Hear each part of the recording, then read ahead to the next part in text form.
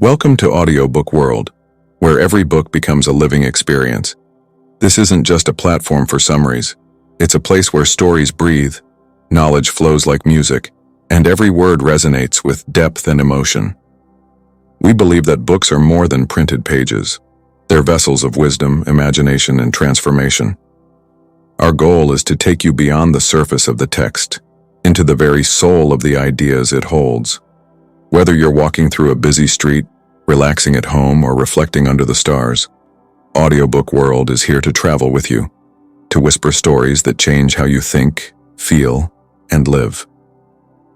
Through voice and narration, we craft an atmosphere where learning becomes a journey, and every summary feels like an experience you've lived through. Today, we bring you one of the most intellectually rich and historically profound books ever written, The Art of Memory, by Francis A. Yates. This isn't a book about how to memorize phone numbers or grocery lists.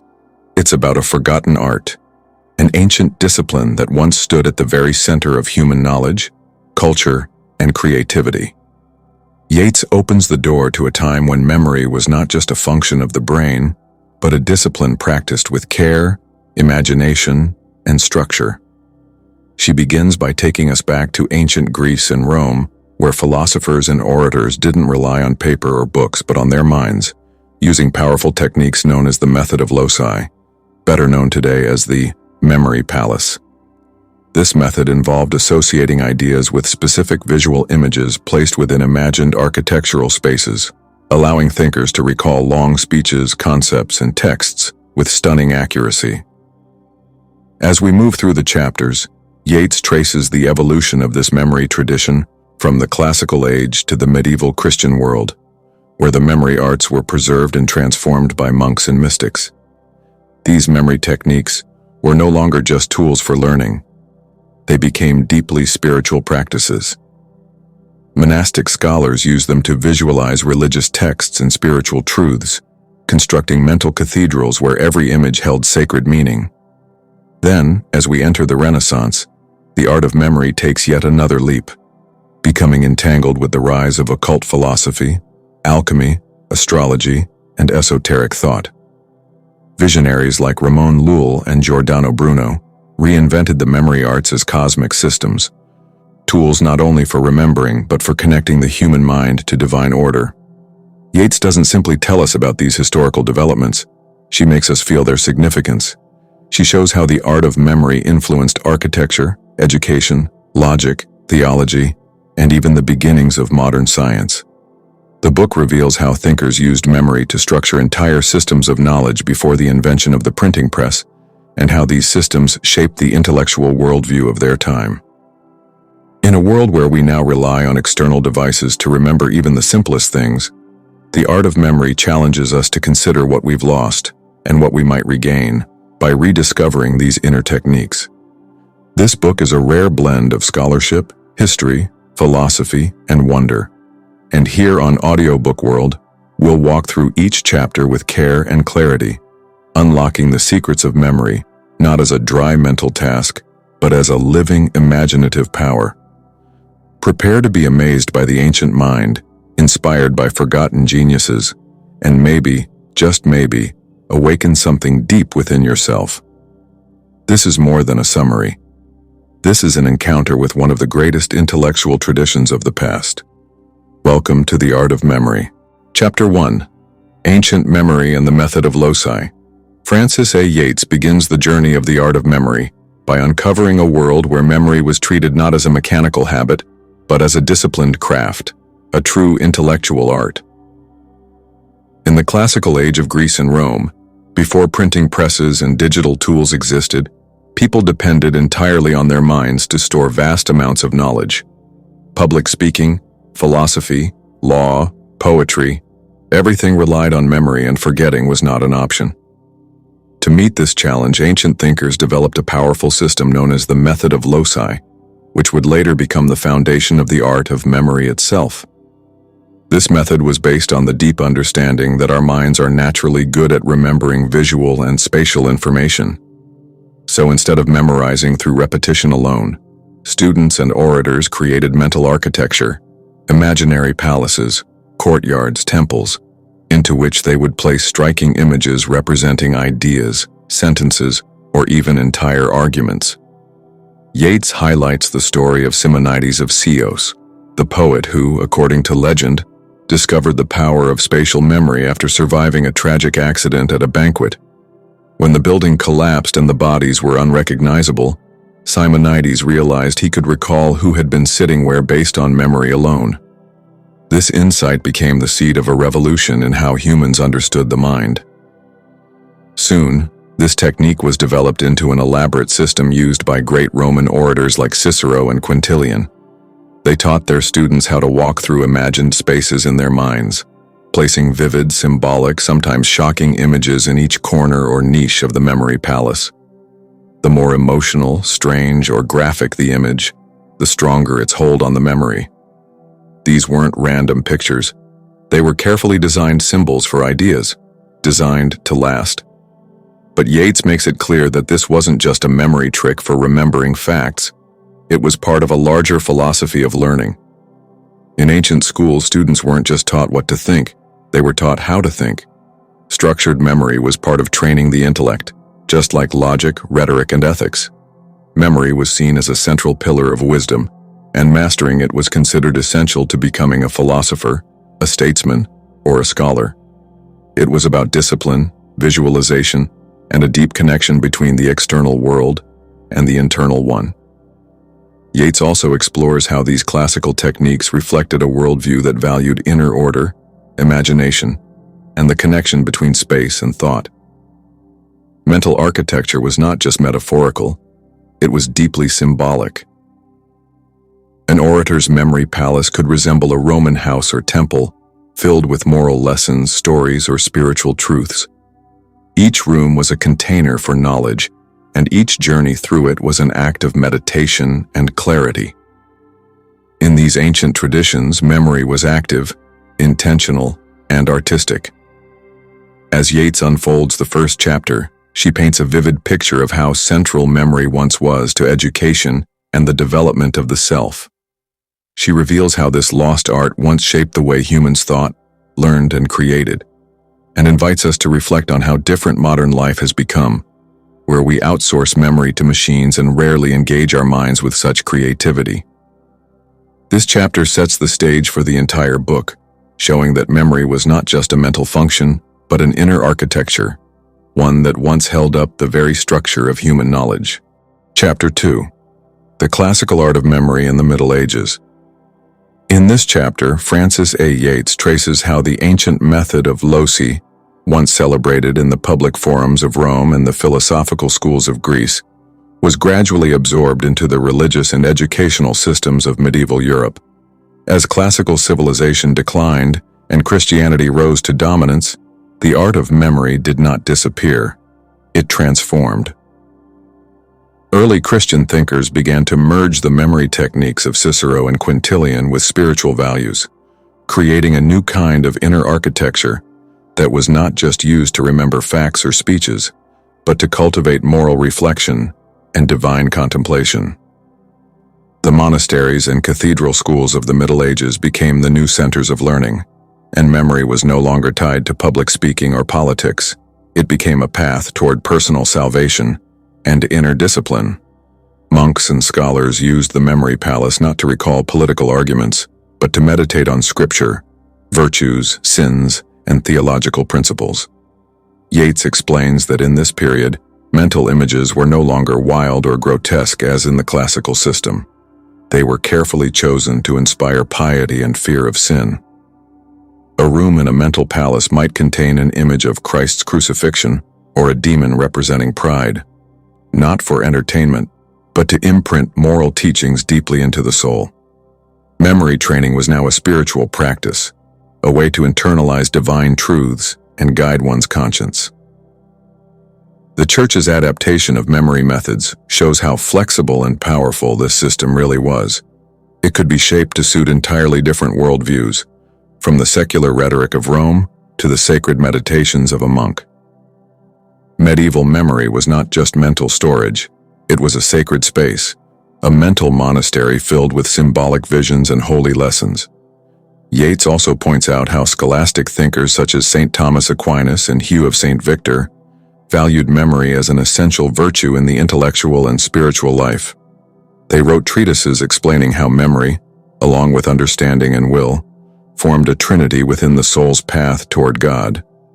In this way, the classical art of memory was not lost, but woven into the fabric of medieval education and spirituality. It was no longer only about external performance, it was about internal purification. The method of loci evolved into a sacred journey through symbolic landscapes, where each image became a mirror reflecting divine order and personal responsibility. This chapter reveals how the memory techniques of the ancients found a second life in the Middle Ages, reshaped by faith, used to discipline the mind, and designed to bring the soul closer to the divine. Chapter 3. Memory and the Medieval Mind. In this chapter, Francis A. Yates takes us deeper into the evolution of memory by exploring how the medieval mind truly embraced, reshaped, and spiritualized the classical art of memory. During this period, the memory palace was no longer just a practical device. It became a mirror of the cosmos and the soul itself. Medieval scholars believed that the human mind could be trained not only to remember information, but to ascend spiritually. And memory became one of the tools for this inner transformation. Yates introduces us to the works of thinkers, like Hugh of St. Victor, who taught that memory was a form of inner contemplation, one that could lift the soul from earthly distractions to divine truth. In his famous work, The Didascalicon, Hugh doesn't just teach how to organize memory, he teaches how to sanctify it. He encourages students to prepare their minds like clean rooms decorated with symbolic images that would keep them morally focused and spiritually awake. Unlike the wild and sometimes grotesque images used by Roman orators to shock the memory into remembering, the medieval mind preferred images that were rich in moral meaning and religious significance. These images were drawn from biblical stories, saints' lives, and scenes from the Last Judgment or the Passion of Christ. Memory palaces in this age were no longer grand villas or civic buildings. They became imagined cathedrals, heavenly gardens, or mystical temples, designed to guide the thinker not just through facts, but through meditative journeys. Memorization was no longer merely intellectual, it was devotional. Students were trained to visualize sacred scenes so vividly that they felt emotionally present within them. By walking through these mental constructions, they were not just recalling scripture, they were experiencing it internally. Yates explains that this integration of memory and morality was a central feature of monastic education. The monks believed that every image placed in the mind should serve a higher purpose, to correct behavior, inspire virtue, and protect the soul from temptation. In this worldview, forgetfulness was not just a flaw, it was a danger. Memory became a battleground between good and evil, where images could either guide a person to heaven or mislead them into sin. This is why medieval memory practices demanded discipline, purity, and intentionality. Memory was not passive, it was an active spiritual effort, a form of self-construction and inner architecture. Yates also explores how the organization of memory mirrored the divine order of the universe. Scholars believed that just as the cosmos had structure, planets, spheres, angels, and heavens, so too should the mind be structured, with images placed according to hierarchy, meaning, and spiritual alignment. Memory training became a sacred art, practiced in silence, supported by meditation, and grounded in ritual. It was not just a means to recall texts, but to align the mind with the structure of divine wisdom. As Yates concludes the chapter, she shows how memory in the Middle Ages was both a technique and a theology, a way of thinking, remembering, and being that sought harmony between the mind of man and the mind of God. This was not memory as we know it today, used for tasks and reminders, but memory as a sacred vessel for eternal truths. Chapter 4. The Renaissance and the Rebirth of the Art of Memory. In this chapter, Francis A. Yates reveals how the Renaissance sparked a powerful revival and transformation of the ancient art of memory, blending the wisdom of the classical world with the emerging spirit of humanism, science, and individual inquiry. As Europe began to awaken from the constraints of medieval scholasticism, memory was no longer confined to monastic meditation or theological symbolism. It became a dynamic intellectual force, central to the new humanist pursuit of knowledge and creativity. Yates introduces us to figures like Giulio Camillo, who imagined memory not just as a private practice, but as a grand theatrical system of universal knowledge. His famous theater of memory was an architectural dream, a massive wooden structure resembling a classical theater where every niche, column, and stage was filled with symbolic images designed to help a person recall the entire structure of human understanding. Camillo believed that memory could be elevated into a total art, where philosophy, magic, science, and theology could all be accessed through structured images. He aimed to build a physical model of the memory palace where anyone entering the theater would not watch a performance, but absorb a secret system of cosmic wisdom by standing in the center and mentally walking through the symbolic structure. Yates describes this as a fascinating blend of Neoplatonic mysticism, Hermetic philosophy, and Renaissance curiosity, showing how the art of memory had become something much larger than a tool. It was now a vision of universal order and the hidden potential of the human mind. During this time, other thinkers like Giordano Bruno pushed memory even further into the realms of the magical and the metaphysical. Bruno saw the imagination as a divine force, capable of transforming the soul and reshaping the universe through memory. His memory systems were vast and complex, filled with zodiac signs, planetary spirits, and mythological images, not just to remember knowledge but to gain power over it. For Bruno, memory was not only about recalling ideas, it was about awakening the hidden energy of the cosmos and uniting the human mind with the divine order of nature. Yates explains that this Renaissance approach was deeply visual, deeply symbolic, and deeply ambitious. Men like Camillo and Bruno believed that if you could perfectly organize your memory, you could hold the entire universe in your mind. This chapter reveals how memory in the Renaissance was infused with bold imagination and metaphysical ambition, blending classical techniques with the era's obsession for knowledge, art, and inner transformation. Memory was not just intellectual, it was magical, alchemical, and philosophical. Yates shows how this renewed attention to memory reflected the larger goals of Renaissance thought, the belief that man could shape his own destiny, expand the boundaries of knowledge, and access truths that were once hidden from view. Memory was no longer just about retaining the past. It became a gateway to infinite understanding, a personal journey into the deep architecture of the universe. Chapter 5. Giulio Camillo and the Theater of Memory. In this chapter, Francis A. Yates explores in even greater depth the extraordinary figure of Giulio Camillo and his ambitious creation known as the Theater of Memory, one of the most visionary and enigmatic memory systems ever conceived in the Renaissance. Camillo was not merely a scholar or philosopher, he was a visionary who believed that all human knowledge, from divine mysteries to natural science, could be captured and ordered within a single architectural space powered by the principles of the classical art of memory. His idea was to construct a physical wooden theater that looked like a classical amphitheater, but instead of an audience watching a play, the visitor would stand on the stage and face the 7 rising rows of seats that represented the 7 pillars of wisdom. Every level and every division of this theater would be filled with symbolic images, astrological signs, mythological figures, alchemical emblems, biblical scenes, and philosophical ideas, all arranged in a precise system of correspondences intended to awaken the memory and reveal universal truths. Camillo claimed that once someone understood how to read this structure, they would be able to remember not only individual facts, but entire systems of thought, entire histories, even the secret connections between the heavens and the human soul. Yates explains that Camillo's theater was rooted in the ancient method of loci, but pushed far beyond it by integrating the Hermetic and Neoplatonic traditions, which had become influential during the Renaissance. Instead of simply placing images in imagined locations, Camillo constructed a metaphysical cosmology in wood and symbol, turning memory into a sacred map of existence.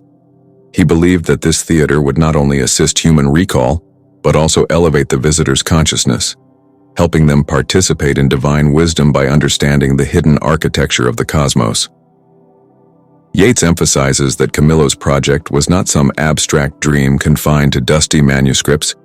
It was taken very seriously by some of the most powerful people in Europe. He presented his ideas to the French king Francis I and was welcomed as a man of deep insight and magical intellect. Though the physical structure of the theater was likely never completed, Camillo spent years explaining it in detail to scholars and aristocrats who sought the knowledge and power he claimed it could offer. The theater became legendary, a symbol of the Renaissance belief that memory, imagination, and knowledge could be combined into a single unifying system. Camillo was regarded not just as a philosopher, but almost as a magician, someone who had discovered a key to the divine order of things and encoded it through symbols and spatial design. Yates analyzes Camillo's only surviving written work, L'idea del teatro, which describes his theater's symbolic structure and philosophical underpinnings. This book is dense, obscure, and filled with references to mythology, astrology, alchemy, and Christian mysticism, making it difficult to interpret in modern terms. But Yates skillfully decodes its logic, showing how each level of the theater corresponds to a part of the human soul, a stage of philosophical development, or a region of the cosmos. The lowest levels deal with natural and elemental forces, while the higher rows ascend toward celestial spheres and divine realities. Camillo believed that by contemplating these ordered images, the human mind could rise with them, step by step, from material understanding to spiritual enlightenment. This chapter is crucial because it demonstrates how deeply the art of memory had become entangled with the Renaissance's search for universal knowledge and human transformation. Memory was no longer just a technique. It was a metaphysical instrument capable of aligning the microcosm of the human mind with the macrocosm of the universe. Camillo's theater of memory, as described by Yates, stands as one of the most astonishing examples of how imagination, memory, and philosophy were merged into a single vision of total knowledge. It was a cathedral of thought, a memory palace raised to its highest ideal, and a reflection of an age that believed the human soul could touch the divine through the careful ordering of images and ideas. Chapter 6. Giordano Bruno, the Magical Memory. In this final chapter, Francis A. Yates introduces one of the most mysterious and powerful figures in the history of the art of memory, Giordano Bruno. Unlike Giulio Camillo, who built a cosmic theater of knowledge grounded in classical philosophy and hermetic symbolism, Bruno took the art of memory into bold, magical, and even dangerous territory. His approach was not merely about remembering facts or organizing ideas. Bruno believed that memory, when combined with the imagination and magical intention, could transform reality itself. He merged the ancient techniques of the memory palace with occult traditions, astrology, the Kabbalah, and his own radical metaphysics, creating systems so complex and so mystical that they often seemed more like rituals than intellectual tools. Yates explains that Bruno's memory was magical because he believed in the divine power of images. Each image placed in the memory palace was not just a trigger for recall, it was a living symbol, connected to cosmic energies and spiritual forces. Bruno's memory systems were populated by a vast array of mythological gods, astrological symbols, elemental forces, geometric figures, and erotic or violent imagery, all arranged in precise sequences meant to align the memory with the rhythms of the universe. He called these systems sigils, or seals, magical combinations of form and meaning that could awaken deeper layers of consciousness. Bruno claimed that by meditating on these figures and mentally walking through his memory structures, a person could develop superhuman powers of thought, insight, and even influence over the material world. Bruno rejected the passive memorization of medieval monks or the scholarly ordering of Renaissance thinkers like Camillo. He insisted that true memory must be active, imaginative, and charged with emotion. It had to be dramatic and forceful because the goal was not just recollection, but transformation. The magician philosopher, in Bruno's view, was one who could reprogram his inner world through symbolic imagery, and thus reshape his relationship to the cosmos.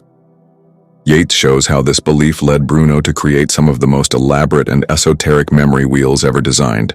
Circular diagrams filled with layered symbols, rotating letters, planetary signs, and divine names. These were not random decorations, they were tools for mystical ascent and control, powered by Bruno's belief in the mind's ability to mirror and manipulate universal order. But Bruno's ideas were also dangerous. His magical memory systems challenged the religious orthodoxy of his time and blurred the lines between science, religion, and heresy. He openly attacked the rigid scholastic methods of the Church and proposed a universe that was infinite, filled with countless worlds, and animated by divine intelligence that could be accessed through the creative power of memory. His refusal to conform led to his persecution and eventual execution by the Inquisition in 1600, burned at the stake for his ideas about God, nature, and the power of the human mind. Yates concludes the chapter and the book by showing that Bruno represents the final, fiery evolution of the classical art of memory. It began in Greece as a practical tool for orators, was transformed in Rome into a method of persuasive power, sanctified by medieval monks as a path to divine contemplation, reborn in the Renaissance as a system of total knowledge, and finally exploded into a magical cosmic force in the hands of Bruno. Camillo's theater of memory, as described by Yates, stands as one of the most astonishing examples of how imagination, memory, and philosophy were merged into a single vision of total knowledge. It was a cathedral of thought, a memory palace raised to its highest ideal, and a reflection of an age that believed the human soul could touch the divine through the careful ordering of images and ideas. Chapter 6. Giordano Bruno, the Magical Memory. In this final chapter, Francis A. Yates introduces one of the most mysterious and powerful figures in the history of the art of memory, Giordano Bruno. Unlike Giulio Camillo, who built a cosmic theater of knowledge grounded in classical philosophy and hermetic symbolism, Bruno took the art of memory into bold, magical, and even dangerous territory.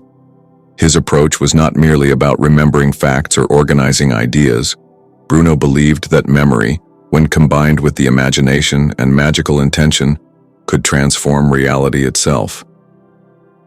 He merged the ancient techniques of the memory palace with occult traditions, astrology, the Kabbalah, and his own radical metaphysics, creating systems so complex and so mystical that they often seemed more like rituals than intellectual tools.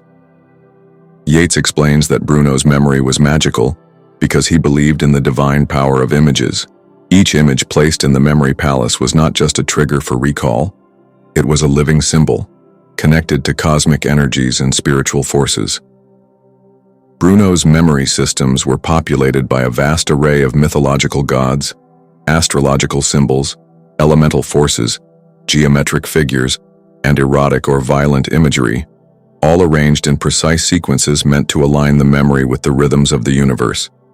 He called these systems sigils, or seals, magical combinations of form and meaning that could awaken deeper layers of consciousness.